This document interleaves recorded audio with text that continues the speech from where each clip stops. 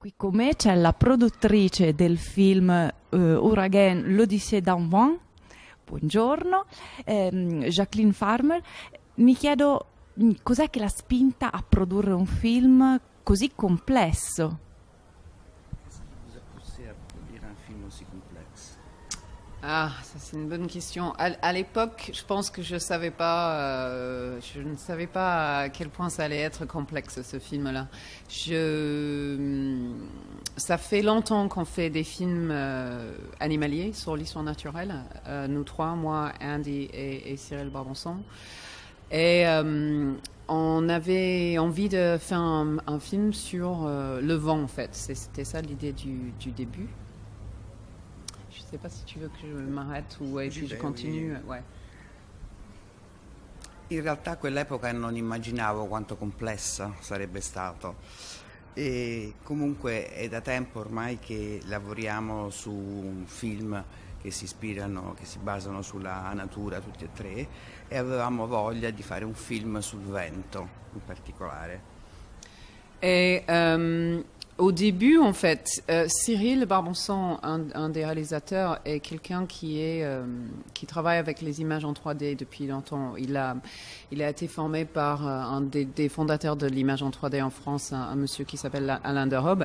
Et Cyril avait parlé à moi et Andy en nous disant, ça serait bien de faire ce film en 3D. Et nous, on lui avait dit, non, on va pas du tout faire ce film en 3D parce que déjà c'est un film compliqué et le faire en 3D c'est juste beaucoup trop compliqué. Donc, mais ce qui s'est passé en fait, c'est que je suis partie à la NASA avec Andy à Washington, on rencontrait toute leur équipe de recherche et les chercheurs à la NASA nous avaient montré les images en 3D de la Terre vue de l'espace et c'était d'une beauté absolument extraordinaire et c'est ça qui nous a convaincus de faire le film en 3D. Et du coup, on est parti sur 5 ans de recherche, vraiment du temps pour essayer de trouver des moyens techniques qui nous permettaient de réaliser le film. Ouais.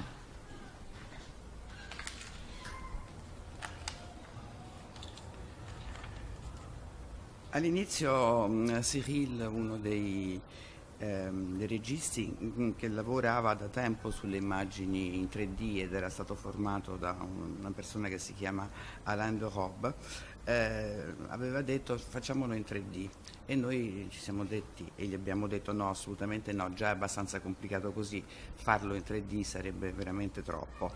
Però è accaduto che io sono andata con Andy alla NASA a Washington e lì ci hanno mostrato le immagini della Terra vista dallo spazio appunto in 3D e le abbiamo trovato talmente belle che ci hanno convinto a farlo in 3D e da lì è iniziato un lungo periodo, 5 anni di ricerche per trovare anche i mezzi per fare una cosa così complicata. L'ultima domanda è: qual è stato il momento più difficile nella realizzazione di questo film, dove il vento è protagonista e si racconta in tutte le sue fasi, perché dall'inizio, no, della formazione dell'uragano appunto poi a quello che diventa realmente, insomma è bello forte. Et une dernière question, quel a été le moment le plus difficile de la réalisation de ce film dont le vent est le protagoniste et qu'on raconte à travers toutes ces phases, toutes ces transformations depuis le début jusqu'à l'évolution que la tempête a. Il y a eu beaucoup de moments difficiles en fait, beaucoup de moments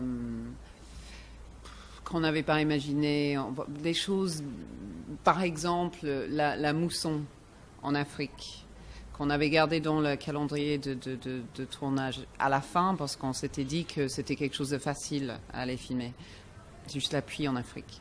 Et en fait, on arrive vers la fin du tournage, et puis on a envoyé une équipe et il pleut pas. Il ne pleut pas, il ne pleut pas, il ne pleut pas, il ne pleut pas. Ils étaient dans une période de sécheresse et on a dû attendre. Et vraiment, à un moment, on pensait qu'on n'allait pas pouvoir le filmer du tout parce qu'il y avait de la sécheresse dans toute la zone de l'Afrique de l'Ouest et on n'arrivait pas à filmer la pluie. Donc, des choses simples qu'on s'était dit qu'elles allaient être simples, parfois étaient beaucoup plus compliquées qu'on pensait. Donc ça, c'était... Après, il y a un moment dans le film où on a filmé une tempête de sable, une grosse tempête de sable. Et ça nous est arrivé dessus. Complètement, on ne s'y attendait pas du tout. On n'était pas du tout préparés pour ça.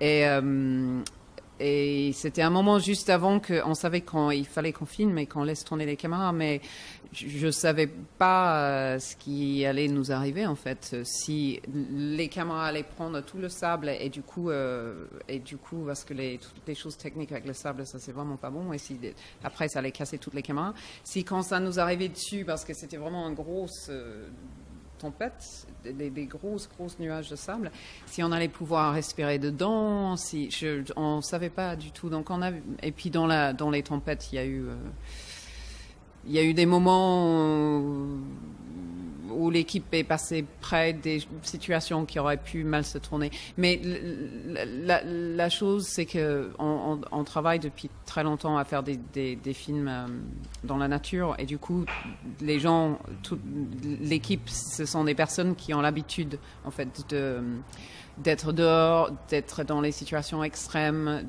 et de savoir gérer les risques de ça au maximum. On ne sait jamais, une situation peut toujours se retourner en fait, et il y a toujours des choses pour lesquelles on n'est pas préparé, mais j'ai une super bonne équipe.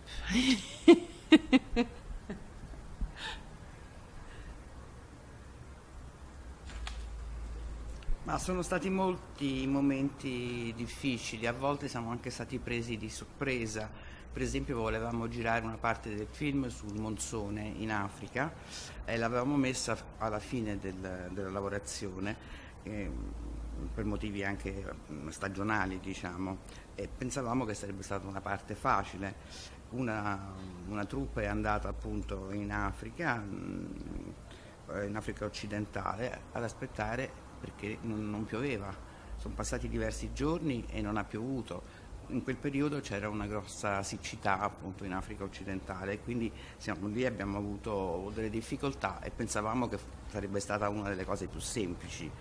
Un altro momento difficile nel film è quando siamo stati investiti da una tempesta di sabbia che ci ha preso di sorpresa, non ce l'aspettavamo per niente, non eravamo pronti, sapevamo che le cineprese dovevano continuare a girare, ma non sapevamo quali sarebbero state le conseguenze anche proprio dal punto di vista della sabbia che poteva rovinare molto le macchine, non sapevamo neanche noi se